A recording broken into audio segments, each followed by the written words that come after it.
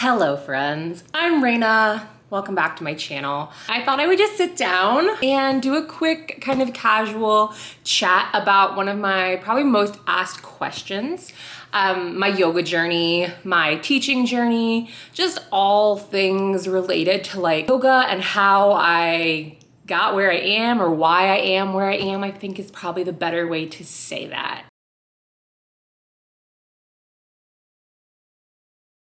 And so if you're new here, welcome. I'm Reyna. I do yoga classes each week, kind of branching out into just some random lifestyle. So showing up here as a whole person. And so you never really know what you're gonna get. It is 2021, as we know. I have been practicing yoga. I've been practicing asana, I think I should say, since high school. And so I used to get like Cosmo Girl magazines. I would do all the workouts that they provided in there.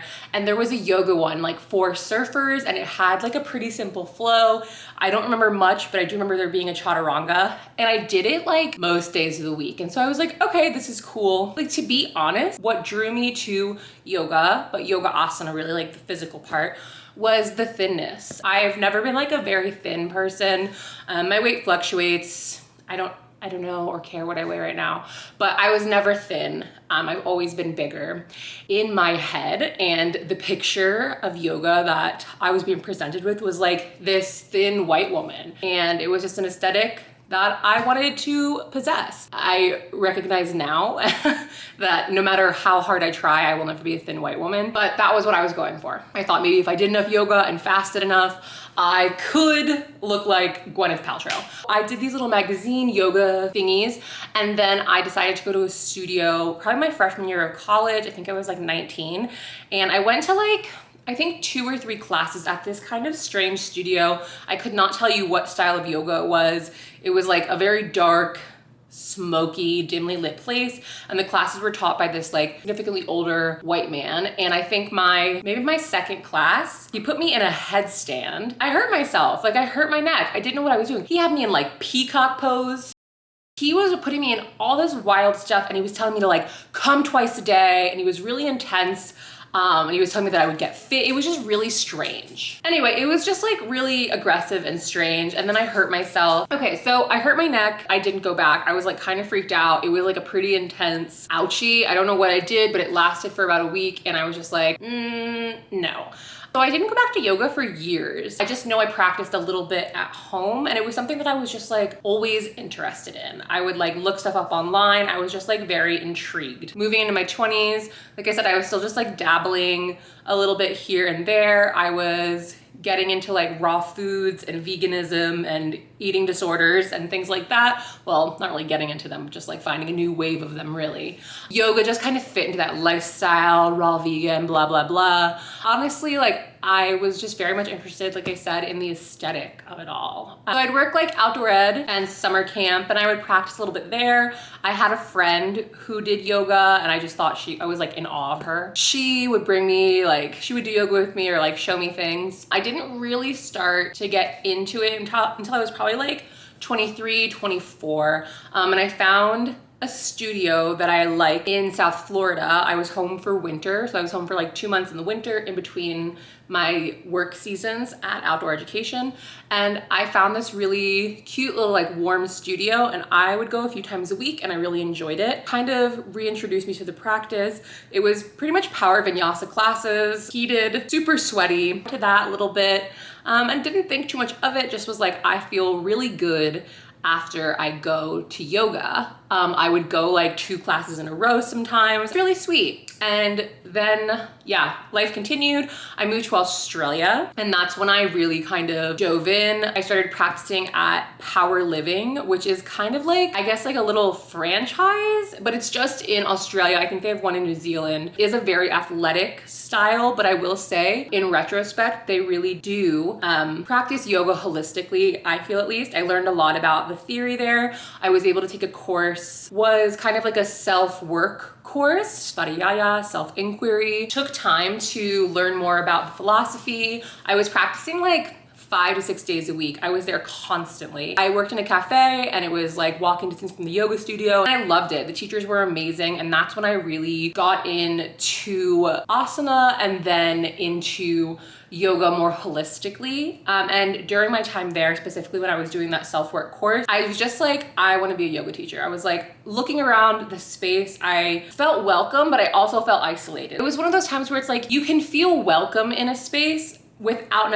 necessarily feeling incorporated into the space. And I think that's how I felt through no like fault of anyone. I never had a bad interaction there. I loved my time there, and I'm so grateful that I got to learn and practice there, except their teachers are like amazing teachers, and I have not been able to practice vinyasa since then in studio, with the exception of a studio that I'll talk about a little bit later. They were so knowledgeable, so creative, so intentional and careful with what they were doing, and just held such safe space. So I decided I want to be a yoga teacher. I left Australia, and I would teach a little bit at the summer camps I worked at. I would teach mostly teenagers after that, because I felt like I had like a decent idea, and I've taught outdoor ed. And I think the hardest part of one of the hardest parts of becoming a yoga teacher is actually being able to teach people. Just because someone has a strong asana practice or a strong knowledge of whatever, doesn't mean they can necessarily hold space and guide a class. It's something that can be learned for sure. I did theater, I like public speaking, and so the teaching part came very easily to me. Yeah, and I also get hyper fixated on things. And so when I'm like interested in something, I will learn everything about it. And that's kind of where I was with yoga. I was starting to get really interested in it. Not sure. At some point, one winter, I started practicing ashtanga. And I did ashtanga for about a month in a studio in South Florida, and I loved it. I was like, oh, this is rad. If you haven't practiced ashtanga before, it's a set sequence.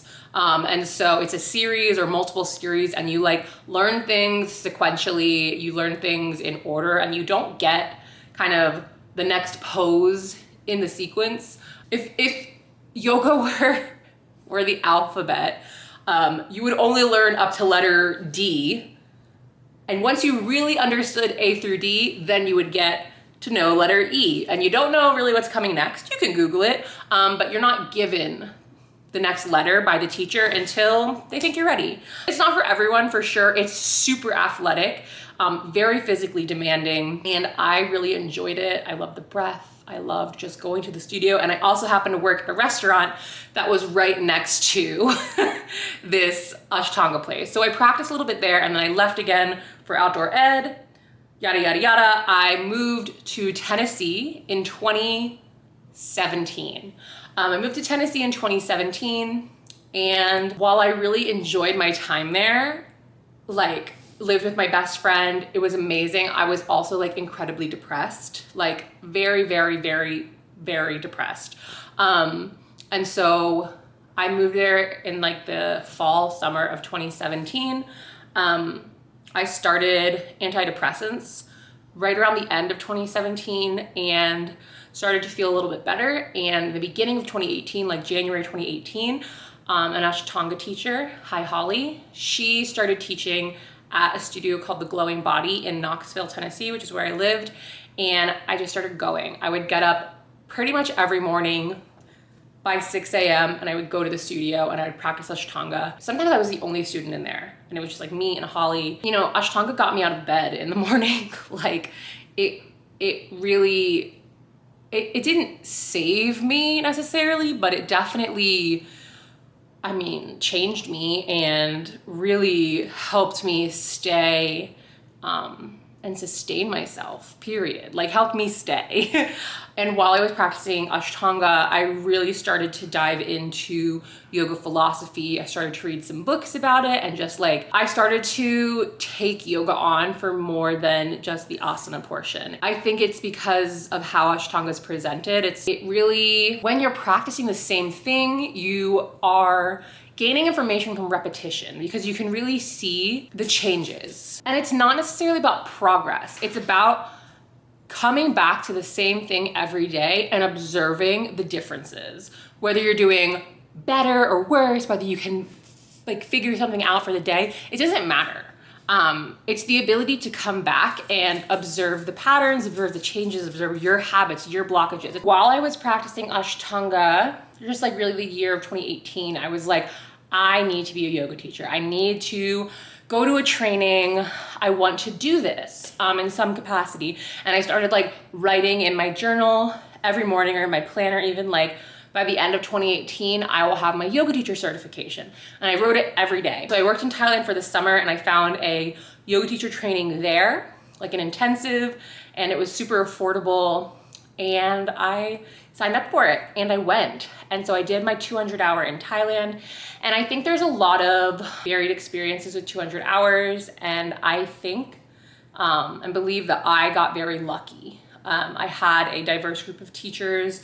We learned a lot of anatomy. We learned so much philosophy. We learned different philosophy. Really, really well-led yoga teacher training, in my opinion. And it was just like a totally life-changing experience. When I left, I went back to New England and worked outdoor ed some more. And so I didn't really get to teach much. I didn't teach my first in-studio class until my birthday in 2019. I taught one class at this studio in South Florida on my birthday, January 24th. It was horrible. I was so bad. I was so nervous. It was a really strange space. I was really, really, really close to the people I was teaching, like physically. It was just like really uncomfortable. I didn't have a great time, but I did it.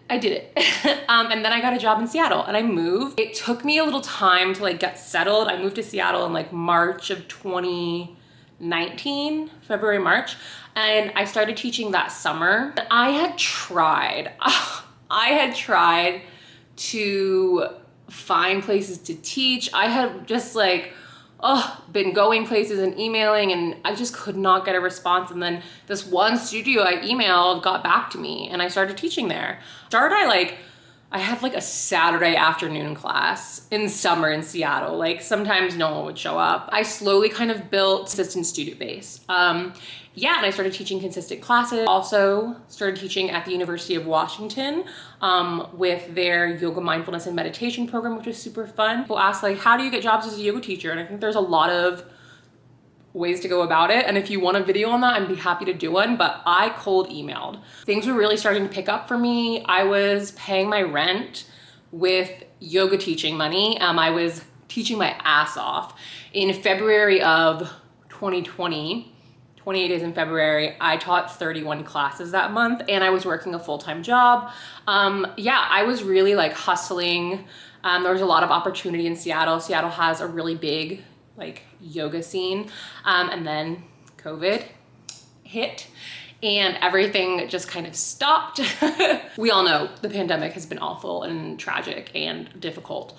And a lot of things developed from it. And so I was able to take a lot of trainings online, do a lot of like workshops, explore different styles of yoga. And while I was in Seattle, I didn't get to practice in studio very much because I just like didn't have the time, which is unfortunate, but it was what it was. The last in-studio class I actually have done, period, was at Commune.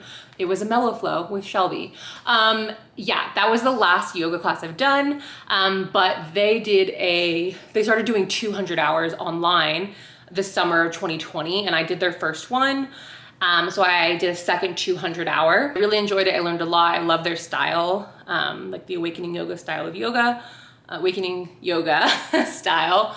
And so that was my second 200 hour. I also did a 50 hour yin online certification, which I thought was great. And I'll link all the places that I've done certifications through below so you can take a look if you'd like. I will say like nothing is standalone. That's kind of the thing with all of this. It's like when I entered my 200 hour, I had a very solid foundation of yoga philosophy. I knew a lot of the basics. I knew what certain words meant. I understood a lot of Sanskrit. I knew the 8 limbs. I knew about chakras. I knew about like the koshas. I had a lot of foundational knowledge because I was interested and I wanted to.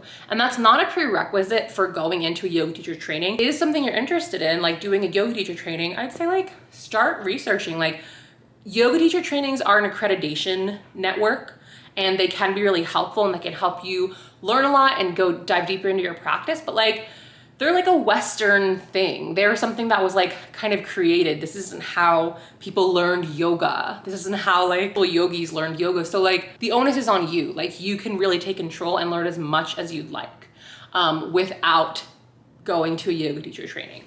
So anyway, I love learning, and I love learning from different people and like filling my cup with as many different like liquids as possible. And just like, you know, those like bomb drinks that you make at the fountain and you put all the sodas in and you come out with like this interesting concoction. Like that's kind of how I feel like my training has been, and I feel like I'm better for it.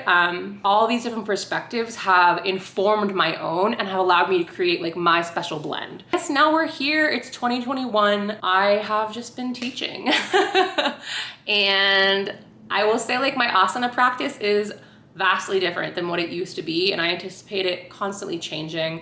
I've had an elbow injury for a while now, like over a year, and it has really shifted how I physically meet myself. And it's been hard and confronting and disappointing at times, and it's made me better.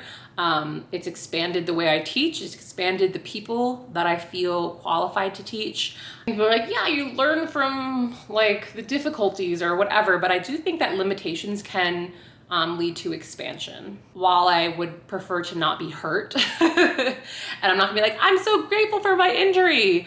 I have learned a lot, and I would love to heal myself a little quicker, so that, yeah, I can combine what I used to do with what I do now and see what that breeds. Yoga has changed my life in so many ways. Obviously it's like what I do now full time, which is really wonderful because it's truly my biggest passion. I've made a lot of mistakes. I have been harmful and disrespectful, and you know, I've fucked up.